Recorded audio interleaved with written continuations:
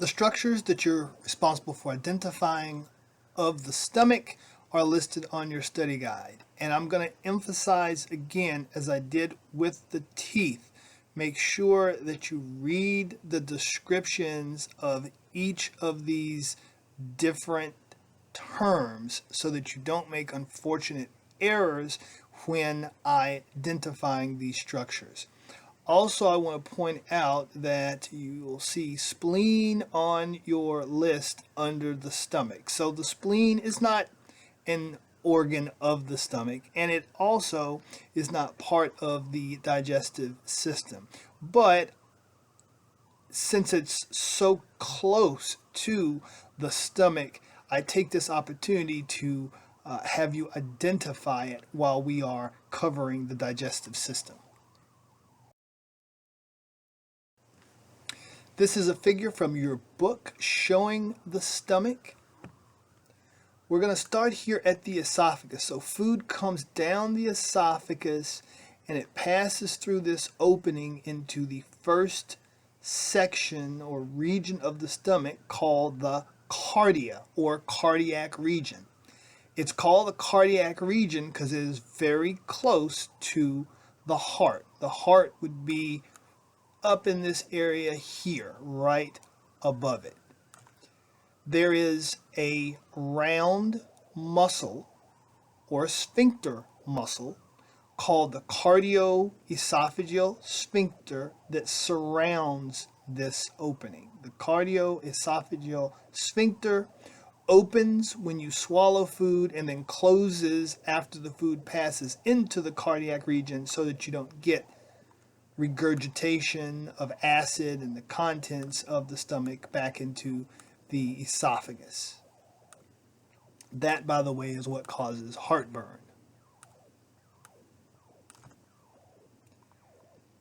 So this is the cardiac region. This is the cardioesophageal sphincter. This is also known as the gastroesophageal sphincter or the lower esophageal sphincter. It has many names. I like cardioesophageal sphincter because it is descriptive in that it is where the esophagus connects with the cardiac region of the stomach. So I think cardioesophageal sphincter is the preferred name to use because it helps remind you of like, well, where is it, and helps you remember that this is the cardiac region and this is the esophagus.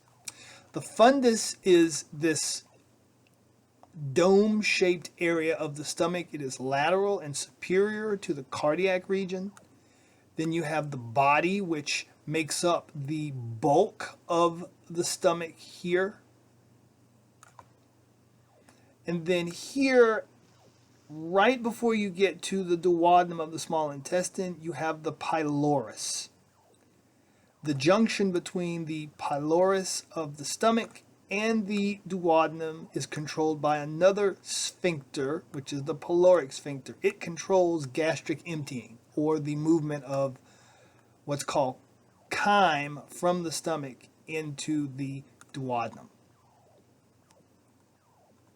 I also want to point out these regions of the stomach, the greater curvature, and I'll refer to these as regions if I ever ask you to identify them, and the lesser curvature. The lesser curvature is medial to the greater curvature. Also, when the stomach is partially full or empty, the mucosa of the stomach is thrown into these folds, which are called rugae. Now, how do you know if I point here and if I'm asking for rugae or if I'm asking for a body or anything else? Well, if I ask for you to name the folds, I'm asking for rugae. If I ask you to name the region, I would be asking for body. Name the region, I'd be asking for fundus. Name the region, I would be asking for cardia or cardiac region. Now let's identify those same structures on an actual stomach model. Here's the esophagus coming in here. Here is the cardioesophageal sphincter. If I ask for you to name the muscle, that's what I'm looking for. Cardioesophageal sphincter, or lower esophageal sphincter, or gastroesophageal sphincter. The region here is the cardia. The region here is the fundus. This region is the body.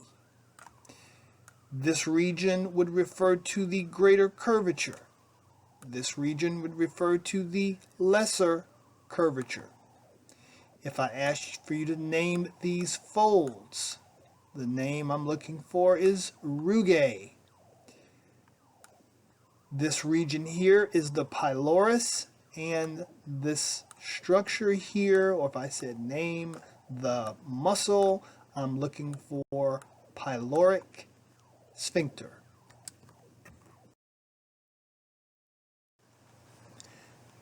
Can you find the stomach on the torso model? If you said this is the stomach, you are correct. You can see it tucked just underneath the liver here. Also, I want to point out the spleen, which is lateral to the stomach.